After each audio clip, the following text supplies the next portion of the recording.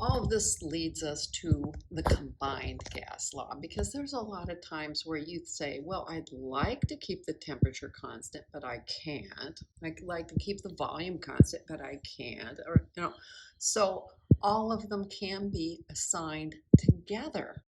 And that's the combined gas law, as long as the quantity of the gas is a constant. So it's a closed system. We're not adding any more. So we're going to ignore Avogadro when we do this type.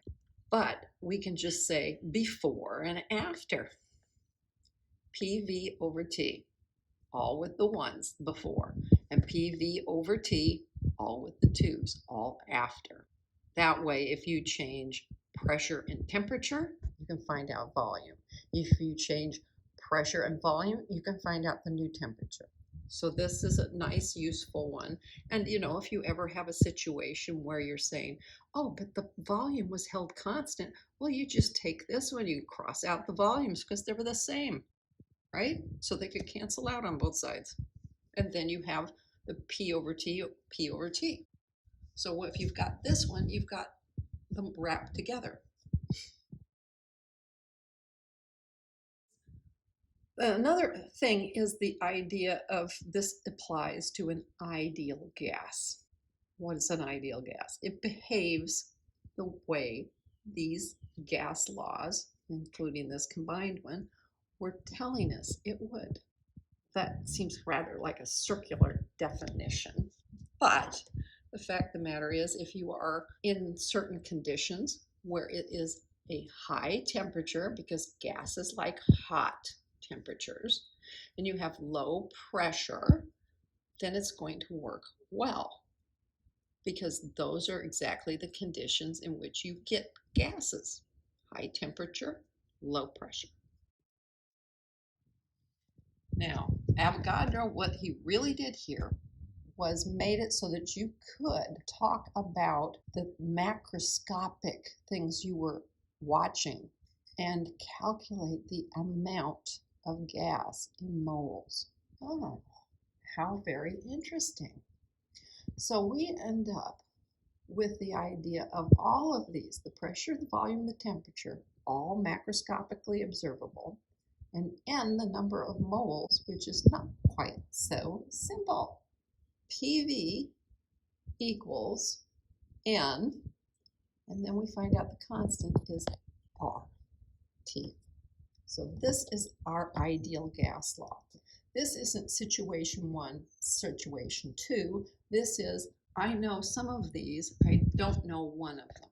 So if somebody tells me what the conditions are for how much gas I have, that's N, what the volume is, what the pressure is, then I can calculate what the temperature will be. And R has to make all the units match. We mentioned that a little bit earlier, that it had to have a very interesting set of units in order to deal with all the different variables we were looking at. So ideal gas law, PV equals nRT. Let's do a little bit of a problem then. Calculate the volume. Okay, volume's involved. Occupied by 2 grams of helium. That's an amount of helium. It's not in moles, but it's an amount of helium. Here's a temperature, and here's a pressure. Okay, we have a few things we have to deal with because that wasn't in moles, and that's not in Kelvin. And we need to make sure that we're always working with moles when we're talking about an amount, and Kelvin when we're talking about temperature. So PV equals nRT. What am I looking for? I'm looking for V. Let me rearrange it algebraically and I'll get this equation. V equals nRT over P. Now we have more than one number for R. There's 2 listed in the back of your book. One of them says joules per Kelvin mole, and the other's liters and atmospheres per Kelvin and mole. Okay, so I better make sure that when I get done here, I pick the right one and don't use the wrong one. I know that I need to change my temperature, so I'll do that and then I'll round it back to the units place because the 25, that's all they gave me was 25. I only know to the units place. So it rounds to 298 Kelvin. You'll notice, though, that because we added this, we now have 3 sig figs here, not 2. Oh, how nice. And then the moles. It needs to be moles of helium. So I will take the 2 grams and convert it using the molar mass. Now notice I had to flip it upside down because I'm trying to look for moles, right? And then put the data in the formula. You have to pick the one that has liter atmospheres, not the one with joules, because you're trying to cancel things out that have atmospheres in them. And you want an answer that's in a volume. So liters needs to appear. When you get all done and round it to 2 sig figs, you're going to get 12. Why is it 2 sig figs? I just told you that this one went to 3, but see, this one's still at 2 sig figs.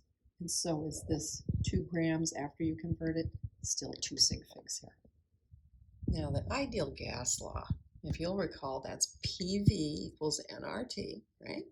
It has so many things in it that not only can we look for something like the pressure or the volume or the number of moles or the temperature, we can also look for things like molarity.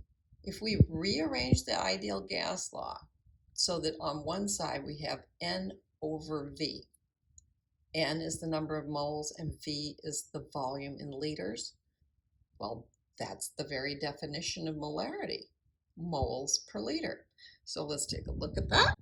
Here is our gas law, and you can rearrange that to be N over V.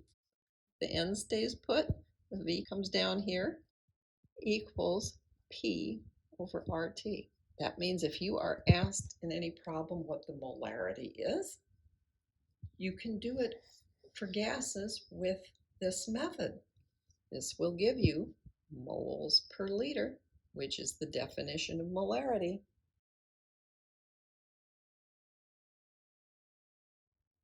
Another thing you can do with it is go look for the density of a gas. The density of gases, grams per liter. Aha! We just got through doing moles per liter. So if we take the molarity and multiply by the molar mass from the periodic table, then we're going to have it worked out. Let's look at that. If we have a density, that's going to be in grams per liter. And you're going to say, hey, I know that's N over V, and we'll just go find the molar mass, which is in grams per mole. And the moles will cancel, and you'll end up with grams per liter. All right, that's great. Let's do a lovely little example then. So what do we got here? A particular organic compound, geraniol, if I'm saying that right, I presume it's like geranium, so geraniol, is used in perfumery. The density, okay, they're giving me the density, they're giving me a temperature, they're giving me a pressure, and they have it in grams per liter. Then they ask, what's the molar mass? Okay, so they're working this around a little bit differently. We just got through figuring out how to get a density out of it. Now we're going to start with the density and work back. However, there are a few little things going on in here. We have to remember we always like to work in Kelvin. Okay, so let's take care of that first of all. So when I'm working with the temperature, instead of the 260, I need to add 273 to that. So 533 in Kelvin. Okay, so that's what I'm going to be using for my temperature. Now, the other thing they gave me is they gave me pressure, but they gave it to me as 103 torr. I need to switch that into atmospheres. Well, I now know that 1 atmosphere is 760 torr, so I'll be able to do that. Hit my calculator with that. I'm going to keep an extra sig fig here because, well, it's a 5 and I hate rounding right away. So there we go. There's what we're going to use in place of P. All right. Now, what was it they wanted us to do?